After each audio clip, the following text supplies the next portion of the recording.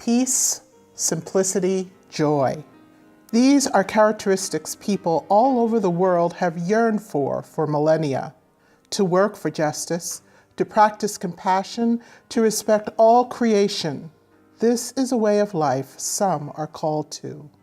Nearly 900 years ago, Francis of Assisi chose to reject the many advantages he had enjoyed: wealth, good looks, charismatic personality, family status, and the popularity of his peers, in order to pursue a new, simpler way of life. Francis, as a young man in the Middle Ages, was just as we are today. He was attracted by many things that drew interest for him: status, money, prestige.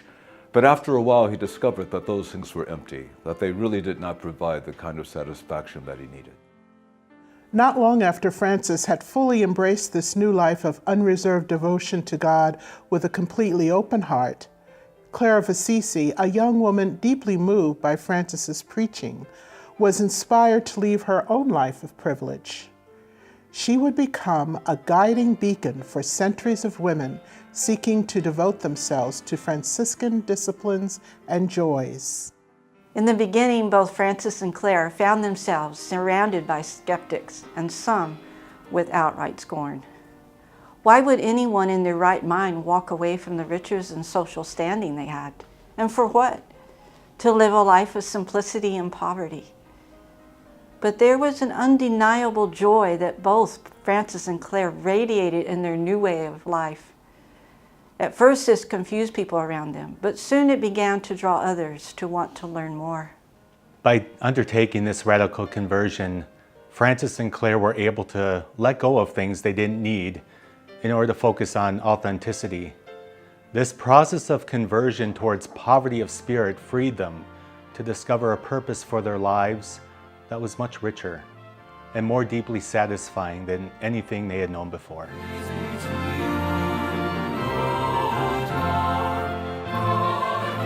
I first came across the Franciscan order in college, and on weekends I would go spend time at the friary. I loved the spirit of the friars and how welcoming and how peaceful they were. And I loved how they were always out in the community all the time, and I felt this kinship with them. Even as a child, I knew that God is present among people of many different faith communities that we sometimes mistakenly draw lines between.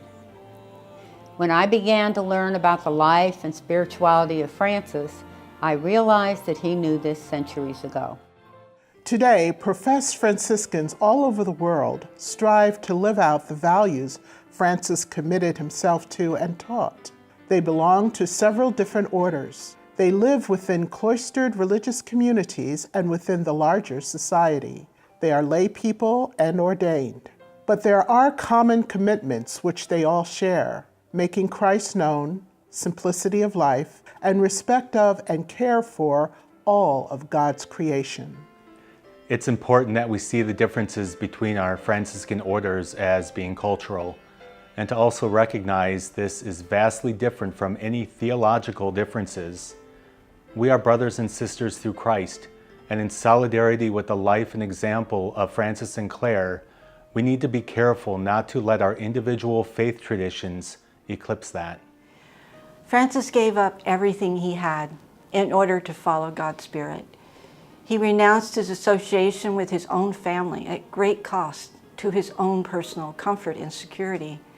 I can't think of a better motivational example for us today to put away our superficiality that separates us instead of uniting our recognition of this extraordinary example we have all embraced, to live out the gospel and transform the world. We learn from Francis and Clare that God is pervasive, to be found everywhere.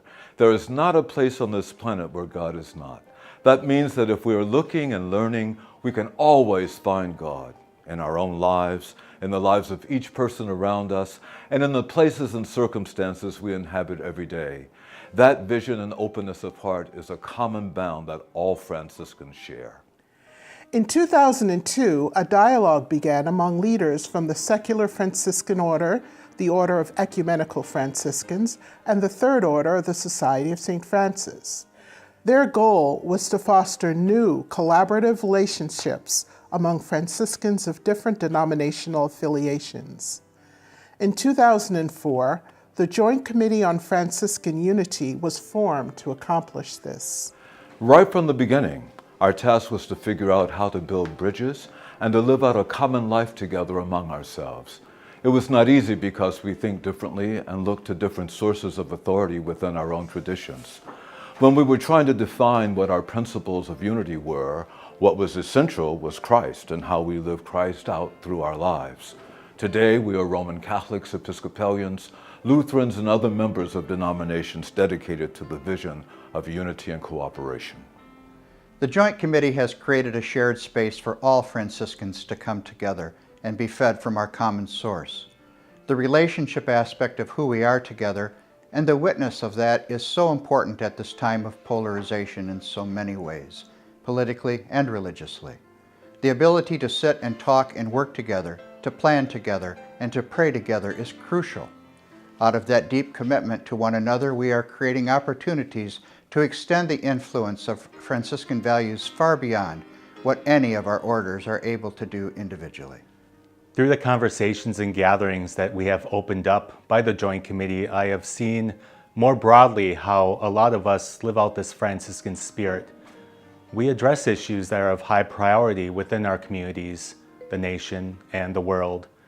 And we offer responses in a Franciscan light that our respective orders can engage in.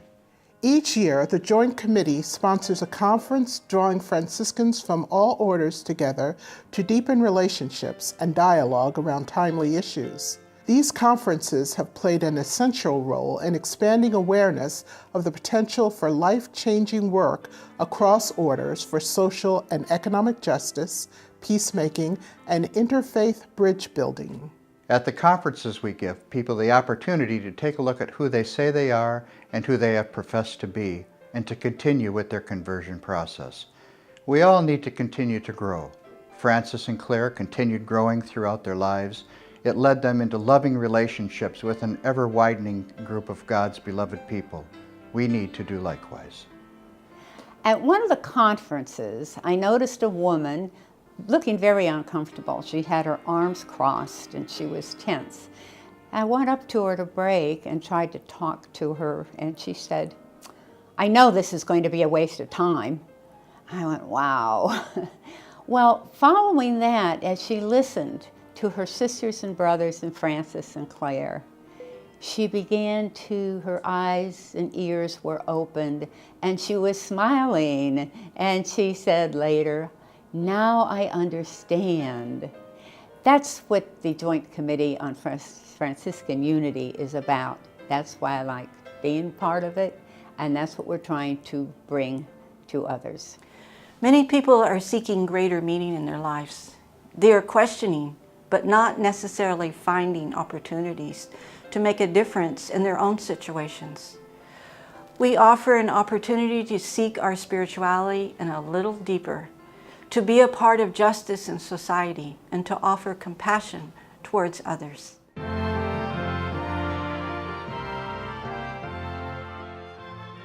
In all of our diversity as Franciscans, we are well positioned to make a very powerful offering to the world, and that's hope. We choose to find the things we hold in common and use them to promote unity. These are the commitments that break down barriers, and the Joint Committee symbolizes this. Each of us has received this gift of the rule of life that enables us to express a deep reverence for God and a deep love of people. No matter what order we have come through, our calling is to build a united community with one another so that the transformative charism of Francis can shine brightly without barriers. Come join us on this journey.